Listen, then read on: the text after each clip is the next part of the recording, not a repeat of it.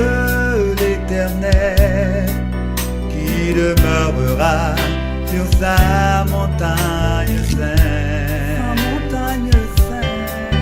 Celui qui est intègre et pratique la justice, qui dit la vérité selon son cœur. J'ai besoin de ta grâce, de connaître ton amour, peu m'importe le monde, ce que je veux c'est toi. Sanctifie-moi, ô Dieu, répand ton feu sur moi. Sanctifie-moi, ô Dieu, répand ton feu sur moi. On a ma soif de Jésus sur cette terre perdue. Il est un abri sûr, un refuge.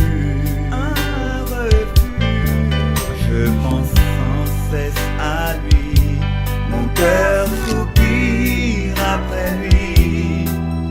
Oh Jésus, me voici devant toi. J'ai besoin de ta grâce, soutenir chaque jour.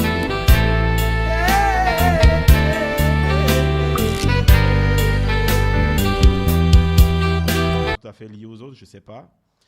Comment honorer Dieu à travers un homme de Dieu? Comment honorer Dieu à travers un homme de Dieu? Voilà la question de Diane Diassa. Alors, est-ce qu'il est possible d'honorer Dieu Dieu à travers un homme de Dieu? Si oui, comment? Comment honorer Dieu à travers un homme de Dieu? Alors, est-ce que on honore Dieu à travers un homme de Dieu? Non, on honore tout simplement Dieu.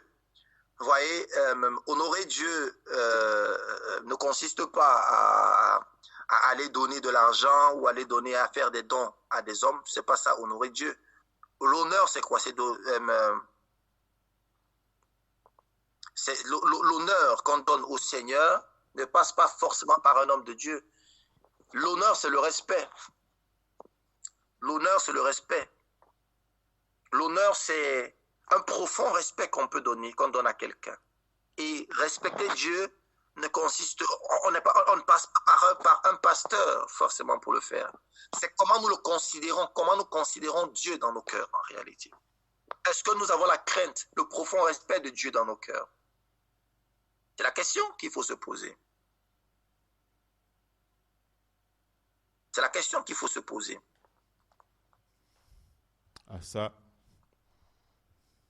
Comment nous considérons Dieu dans nos cœurs? Comment nous apprécions Dieu dans nos cœurs? Est-ce que lorsque nous sommes avec des frères unis pour le Seigneur, comment sont nos cœurs? Est-ce que honorer Dieu consiste à chanter « Seigneur, tu es vivant, Seigneur, tu es ceci, tu es plus grand que ce que l'on dit », mais dans ton cœur, tu le méprises. Quand le Seigneur te dit aime ton prochain comme toi-même, tu détestes ton frère, tu détestes ta soeur, tu méprises, on est en assemblée, tu te mets derrière, tu mal parles, tu déchires ton frère. Tu es plus grand que ce qu'on dit. Le Seigneur dit, ne pratique pas l'impudicité, tu touches à tout ce qui est sale, impudique, comme on ne peut pas expliquer. Dans une forme d'impudicité qui ne s'explique pas, tu vis dans ces choses-là. Comment tu peux prétendre honorer Dieu? Alors nous allons lire Matthieu chapitre 15. Matthieu chapitre 15. Matthieu chapitre 15. Oui. Alors, Matthieu chapitre 15. Nous allons lire à partir...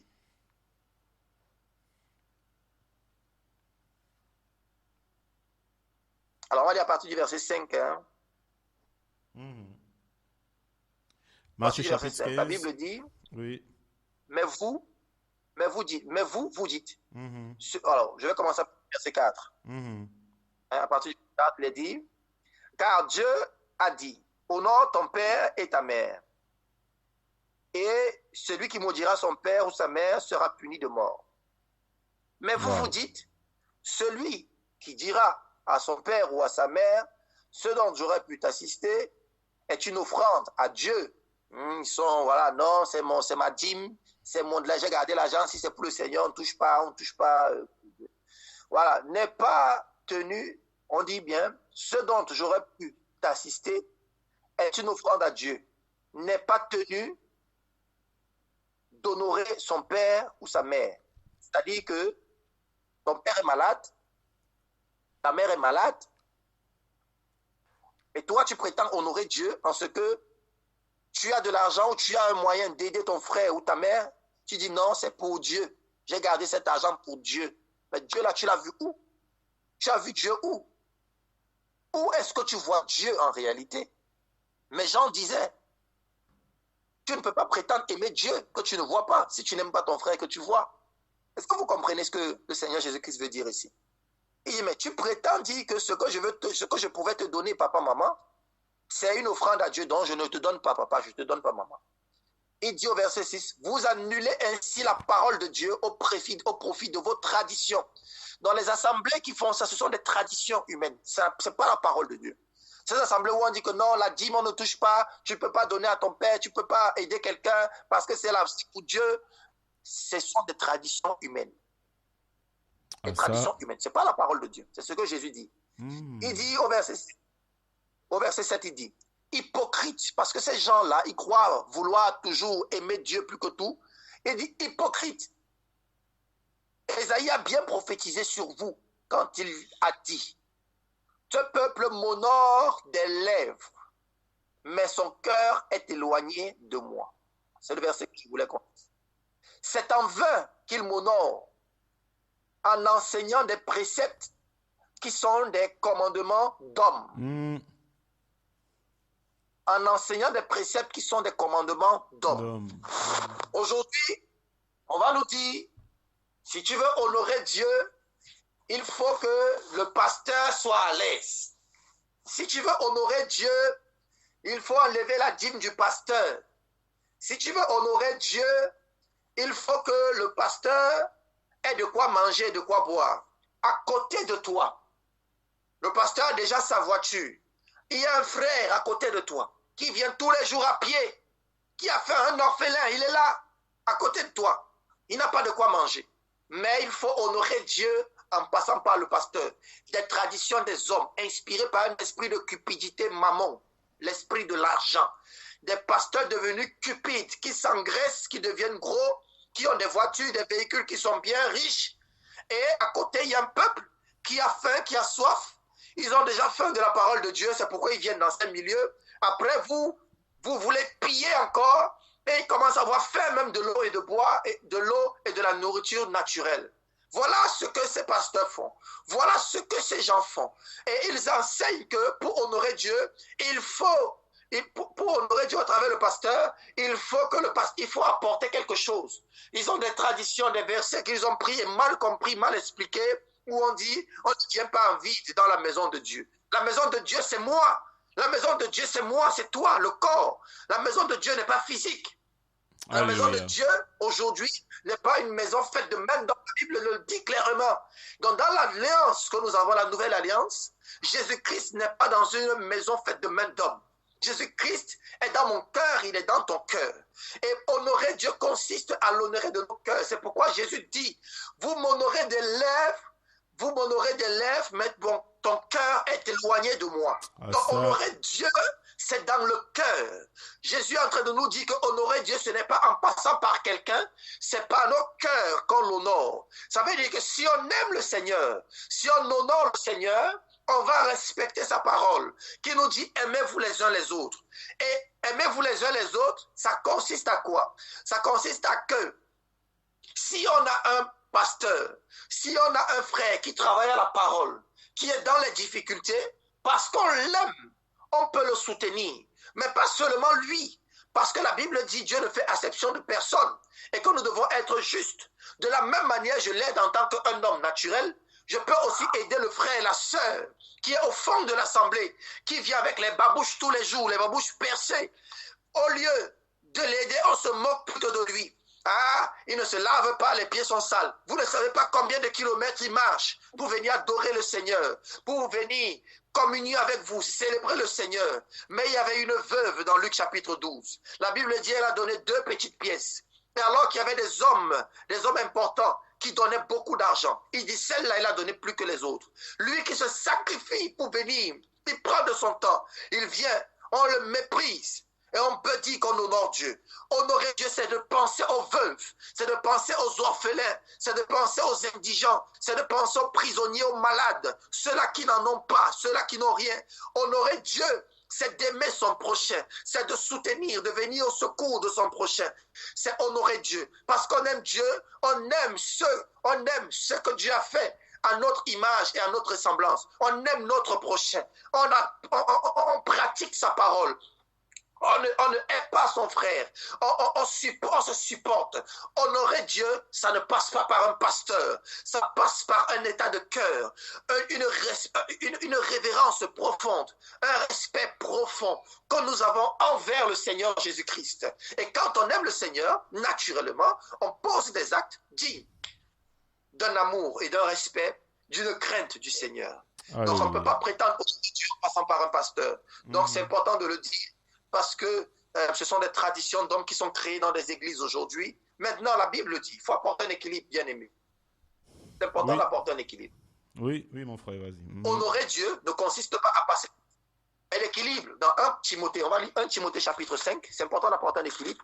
Est-ce que je suis en train de dire qu'il faut mépriser les pasteurs pour cela? Non. Il ne faut pas mépriser les pasteurs. Il ne faut pas mépriser ceux qui travaillent à la parole. La Bible le dit. Alors, dans 1 Timothée chapitre 5, je donne ce verset pour sortir de cette question. Permettez-moi d'arriver là-bas, s'il vous plaît, et de donner le verset exact. Dans 1 Timothée chapitre 5. Alors, oui, la Bible dit, à partir du verset 16, si quelques fidèles, hommes ou femmes, a des veuves, qu'il les assiste et que l'Église n'en soit point chargée, afin qu'elle puisse assister celles qui sont véritablement veuves. Verset 17, c'est ce qui m'intéresse. Que les anciens qui dirigent bien soient jugés dignes d'un double honneur, surtout ceux qui travaillent à la prédication et à l'enseignement. Donc, honorer Dieu, c'est une chose, mais honorer ceux qui travaillent à l'enseignement, c'est une autre chose. Parce que la Bible nous dit dans Hébreux chapitre 13, au verset 17, que nous devons obéir à nos conducteurs. Nous devons leur donner un respect, nous devons les accompagner. Et s'ils sont dans le besoin, parce qu'il y en a, parce qu'il faut noter que dans ce temps-là, il y en avait qui étaient totalement attachés au service de Dieu, à l'enseignement, et ils n'avaient pas d'autres activités qui leur donnaient de l'argent. Et ça permettait pour eux donc, pour qu'ils puissent vivre également, il faut qu'on puisse se souvenir d'eux, les accompagner. Mais pour un serviteur de Dieu, c'est-à-dire que tout le monde ne le regarde que lui, et ce n'est qu'à lui qu'on donne quelque chose, et à côté de nous, il y a des veuves, des orphelins, des indigents à qui on ne donne rien. Là, ce sont des traditions d'hommes. Le Seigneur est dans une loi d'équilibre. On donne au pasteur pourquoi? On donne à cet homme pourquoi? Parce qu'il est dans le besoin. Et s'il n'est pas dans le besoin, on n'a pas besoin de lui donner quoi que ce soit. Parce que celui qui l'a enrôlé, c'est le Seigneur. Et c'est le Seigneur qui est censé le récompenser lorsque nous serons tous ensemble avec lui dans le ciel. Donc ce n'est pas à nous de le récompenser aujourd'hui. Celui qui le récompense, c'est le Seigneur. Et nous, simplement par amour pour lui, nous devons l'assister s'il est dans le besoin. Et s'il n'est pas dans le besoin, ça ne sert à rien de l'assister alors qu'il y a des gens à côté de nous qui ont faim.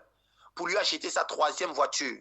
Oh, le pasteur m'a béni, je lui achète sa 3e voiture. Si tu veux dire merci à Dieu parce qu'il ne te bénit pas, c'est Dieu qui bénit. La bénédiction vient d'en haut. La Bible dit que si l'Éternel le bénit, celui qui bénit, bénit en vain. Donc la véritable bénédiction vient de qui? De Jésus. Donc même quand quelqu'un prie pour toi, même si je prie pour toi, tu guéris, c'est Jésus qui guérit. Ce n'est pas moi. Ce n'est pas un pasteur. C'est important de le noter. C'est important de le préciser. De te le dire. avec fermeté. Parce Amen, que beaucoup amen. de personnes font comme si, beaucoup de pasteurs font comme si c'est d'eux que vient la délivrance. Non, c'est le Seigneur qui le fait. Il y a un seul qui le fait. Et c'est à lui que revient toute la gloire et l'honneur dans le siècle des siècles. Amen. Maintenant, nous devons respecter nos conducteurs. Nous devons obéir à nos conducteurs. C'est important de le préciser. Nous ne demandons pas ici nous ne demandons pas en le disant aux frères de négliger leur pasteur. Il faut prendre soin d'eux. La Bible le dit. C'est important. Il faut les respecter. Il faut les honorer. La Bible le dit. Ceux qui travaillent à l'enseignement, à la parole, ces anciens, il faut les respecter et les honorer. Mais ça ne veut pas dire qu'on doit les respecter au point de délaisser les autres qui peuvent être aidés également. Donc, c'était important de préciser cet équilibre-là avant de continuer. Amen, amen, amen. Gloire à Jésus. Donc, nous avons effectivement, donc, si on l'a bien compris, bien aimé, la possibilité d'honorer Dieu. Nous devons honorer Dieu. Nous devons, voilà, honorer ceux qui travaillent à l'enseignement, mais voilà, ne pas penser que c'est à travers un homme, justement, que nous honorons Dieu. Nous honorons Dieu parce que nous lui obéissons. Donc, nous avons encore une autre question, voilà, de Ikoum de Makepe. Voilà, que le Seigneur te bénisse, M. Ikoum, à Makepe. Alors, je crois qu'on pourra sortir par là. Je veux savoir ce qu'enseigne la Bible à propos de la repentance. 1. On se repent seul devant Dieu ou alors on se repent devant un homme. 2. Si vous vous repentez devant le Seigneur et que malgré cela vos pensées vous accusent toujours, vous avez cette impression de n'avoir pas obtenu le pardon de Dieu. Est-ce simplement un problème de repentance? Alors, mon frère Michel, c'est une question très intéressante, la repentance. Surtout que, voilà, c'est aussi une clé, véritablement, pour certains qui sont là, qui nous écoutent. Si tu peux être là en train de nous écouter, sois attentif à cette réponse, parce que c'est aussi une clé, véritablement, la repentance, même pour pouvoir entrer par la porte étroite qui nous conduit à Jésus-Christ de Nazareth, la vie qui en est lui-même la porte. Alors, la repentance, on peut entendre la repentance sur beaucoup de points et de manière large ou de manière particulière. De manière large, la repentance, c'est ce qui nous amène au salut. Oui. C'est-à-dire, on parle de la repentance à salut, d'après les Écritures. Et il y a la repentance de nos péchés, de notre nature pécheresse, c'est-à-dire de tout ce que nous avons lorsque nous voulons recevoir le Seigneur Jésus-Christ. Ça, c'est au début de notre croyance, de notre conversion. Et plus tard maintenant, nos cœurs peuvent nous accuser dans nos relations humaines. Nous pouvons avoir une relation conflictuelle avec un frère et tout. Il faut se repentir. Et je pense que la question de M. Ikoum ce soir, c'est ne nous permet pas de premier à la repentance, à salut. Mais voilà, nous reviendrons dessus certainement dans les prochaines émissions. Alors, pour répondre à M. Ikoum, le problème que nous avons, c'est que nous ne savons réellement pas nous repentir. Il est important déjà de distinguer ce que nous faisons. Premièrement, il faut faire un bon distinguo entre la repentance et la confession. Amen, amen. La majorité, 90% de chrétiens sont dans ce qu'on appelle la confession, mais pas dans la repentance. Tout à fait. La confession, c'est le fait de reconnaître notre erreur, ou bien de dire que nous avons fait ceci, nous avons fait cela. De l'avouer, en fait. Mais la repentance est bien plus profonde que la confession. Amen. Aujourd'hui, je peux mentir, je peux voler, je peux commettre l'adultère, et je viens dire que vraiment, j'ai commis l'adultère, j'ai menti, j'ai volé, j'ai fait ceci. Dieu n'est pas intéressé par ma confession. Le problème que nous avons, c'est que nous croyons que Dieu est intéressé par la confession. Il n'est pas intéressé par notre confession. Alléluia. Ça n'apporte rien, ça ne donne aucune plus-value au Seigneur. Pourquoi? Quand tu viens dire, Seigneur, je reconnais que j'ai volé. Toi qui m'écoutes, quand tu es en train de voler, le Seigneur sait que tu voles. Amen, amen, amen. Et de plus, il te voit quand tu es en train de le faire. Tu n'apprends rien de plus au Seigneur. C'est moi qui n'étais pas vu, qui apprend que, tu avais volé. Mais le Seigneur, quand tu es en train de commettre ce forfait, il est au courant de cela. Donc, il n'y a pas une plus-value quand tu dis, Seigneur, je reconnais que j'ai volé. Ce que Dieu veut, c'est la repentance. Est-ce que tu regrettes d'avoir volé? La repentance est le profond regret de nos actions. C'est la première chose. Il est important de comprendre déjà la repentance. Et après, je vais expliquer autre chose. Donc, il est important de regretter l'action que j'ai posée. Et quand je regrette l'action que j'ai posée, c'est-à-dire que quand je me répands, alors vient une autre chose, ce qu'on appelle la conversion. Oui. La conversion, c'est le changement d'attitude. C'est de changer, de faire un demi-tour. Alors, si j'ai volé, naturellement, je ne vole plus parce que je regrette le fait d'avoir volé. Si je ne regrette pas le fait d'avoir volé, je ne peux pas me convertir. Je ne peux pas changer mon attitude. Beaucoup de personnes sont là tous les dimanches, tous les jours où il y a réunion, sont toujours en train de confesser les mêmes péchés. Ils confessent les mêmes péchés. Pourquoi? Parce qu'ils ne regrettent pas réellement. Et ils n'ont pas le profond regret. Ils n'ont pas pleuré sur leur attitude. David a pleuré lorsqu'il a tué Uri et il a pris Bathsheba. David a pleuré pendant 7 jours. Il ne mangeait pas parce qu'il avait combien péché. Qui parmi ceux qui sont en train de m'écouter, parce qu'ils ont menti, ont pris, ont pleuré devant le Seigneur pendant des jours, ont refusé de manger, parce qu'ils ont volé? Parce que sur le fond, réellement, vraiment, je reconnais que j'ai péché. Frère, je reconnais, j'ai menti. On était un jour, j'étais là-bas. Et après, on a demandé qui a dit. Et moi, j'ai dit que ce n'était pas moi. On a terminé. Combien de personnes regrettent, comprennent que le mensonge n'est pas de Dieu, que le père du mensonge, c'est le diable. Combien de personnes pleurent sur leurs iniquités, pleurent sur leurs péchés, sur leurs fautes. Combien de personnes le font? Ça, c'est d'un. La deuxième chose qui va être un peu plus précis, qui a posé la question, c'est de savoir repentir. Dans Job chapitre 35, la parole de Dieu dit à partir du verset 5, considère les cieux et regarde, vois les nuées comme elles sont au-dessus de toi. Honnêtement, verset 6, si tu pêches, quel tort tu causes à Dieu? Honnêtement, quand tu pêches, quel tort tu causes à Dieu? Et quand tes péchés se multiplient, qu'est-ce que tu lui fais? Que lui fais-tu? Si tu es juste même, tu es juste, qu'est-ce que tu lui donnes? Mais qu'est-ce qu'il reçoit de ta main quand tu es juste? C'est quoi? Qu'est-ce que tu donnes à Dieu?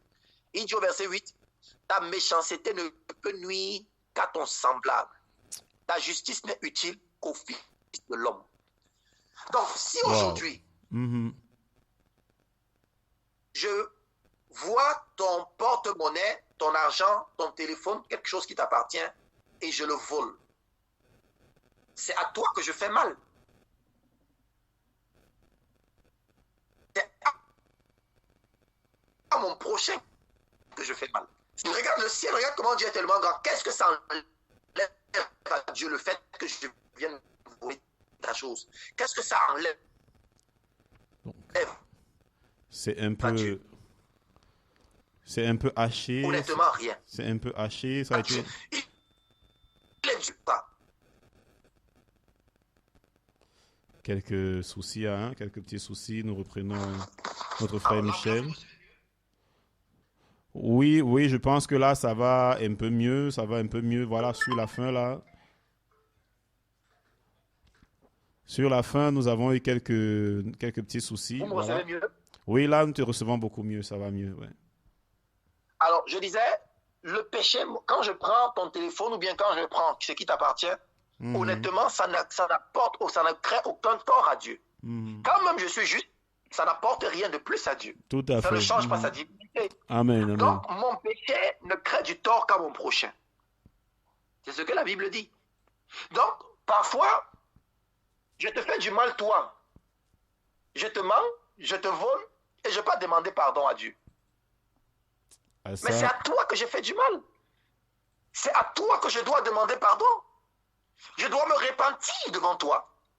Je dois venir te demander pardon, me repentir devant toi. Amen. Parce que j'étais blessé, je dois venir te dire mon regret. Amen, amen.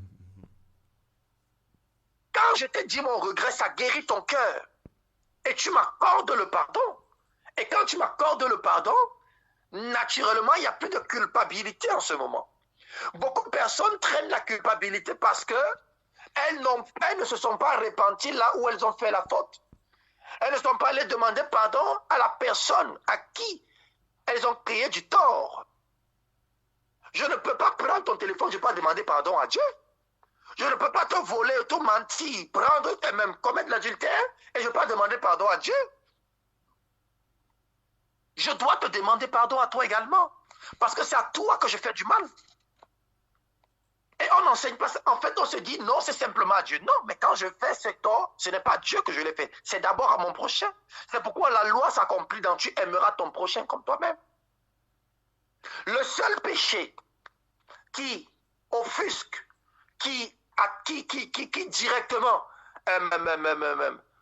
qui directement est contre le Seigneur, c'est l'idolâtrie. Quand j'adore d'autres dieux que le Seigneur, le Créateur du ciel et de la terre, la Bible dit que Dieu est jaloux en ce moment-là.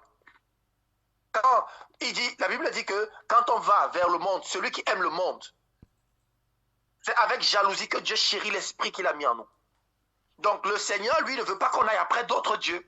C'est ce qui directement offusque le Seigneur.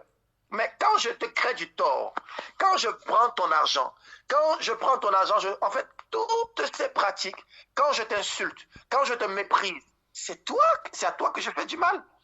Donc c'est à toi, mon prochain, que je dois demander pardon. Il est important que les chrétiens le sachent. Qu'ils ne traversent pas l'homme qu'ils voient pour aller demander pardon à Dieu qu'ils ne voient pas. C'est trop facile. C'est trop facile comme ça. Et c'est parce que nous n'avons pas réglé ça comme ça que la culpabilité parfois reste. À ça. Donc nous pouvons en parler un peu longtemps vu que le temps de l'émission est en train de terminer. Je vais terminer par un verset, 1 Jean chapitre 3. Je chute par là en une minute. 1 Jean chapitre 3. Alors, je profite pour dire à notre frère Ikoum, il peut revenir s'il n'a pas très bien saisi la réponse. Tout à ou bien fait. ceux qui nous écoutent, qui n'ont pas bien saisi la réponse, peuvent revenir par des questions, par les différents numéros qui ont été communiqués. Ils peuvent poser des questions, envoyer des messages, ou bien directement à l'émission appelée, et on répondra directement à leurs questions. Donc, dans 1 Jean chapitre 3, je vais lire à partir du verset 20. La Bible dit, ou bien à partir du verset 20. La Bible dit, car si notre cœur nous condamne, Dieu est plus grand que notre cœur, et il connaît toutes choses. Bien-aimés, si notre cœur nous condamne, nous avons l'assurance devant Dieu. Si notre cœur ne nous condamne pas, autant pour moi, nous avons l'assurance devant Dieu. Donc parfois nous manquons d'assurance devant Dieu parce que notre cœur nous condamne. Mais la Bible dit que notre cœur, quand il nous condamne, Dieu est plus grand que notre cœur. Donc il est capable de nous redonner la paix. Mais il faut respecter l'ordre des choses. J'ai fait mal à mon prochain, je demande pardon à mon prochain et je demande pardon à Dieu parce que j'ai blessé sa créature, j'ai blessé son fils, son enfant. Donc, on demande pardon à la personne qui est blessée et on demande pardon au père, aux parents de la personne qui est Dieu lui-même. Seigneur, j'ai blessé ton enfant, j'ai blessé mon prochain, je te demande pardon. Parce qu'en le faisant, je n'ai pas honoré ta parole, je n'étais pas honoré. Mais il est important de demander pardon à la personne, de se repentir devant la personne, de regretter ses fautes devant la personne. Et c'est en cela qu'on obtient le pardon de la personne et nos cœurs peuvent être en paix. S'ils ne sont pas en paix, Dieu est plus grand, il nous donnera la paix si nous avons respecté ces choses. Généralement, quand on ne les respecte pas, on ne peut pas avoir la paix. Je m'arrête par là parce que le temps, nous arrivons à la fin de l'émission. Tout à fait. Et je vous repasse le micro. Donc voilà, tout à fait, hein, bien-aimé Ikoum, Ayabakepe, et toi aussi qui nous as écoutés. Peut-être tu aurais des interrogations à revenir, n'hésite pas au 693 744 274. 693 744 274, dépose ton message à ou un voice note. Et voilà, par la grâce du Seigneur Jésus, dans une prochaine édition, nous pourrons répondre. Il y a aussi le 671 726 306. Père, nous te bénissons pour cette soirée. Merci pour ce que tu as permis. Au nom de Jésus-Christ. Amen.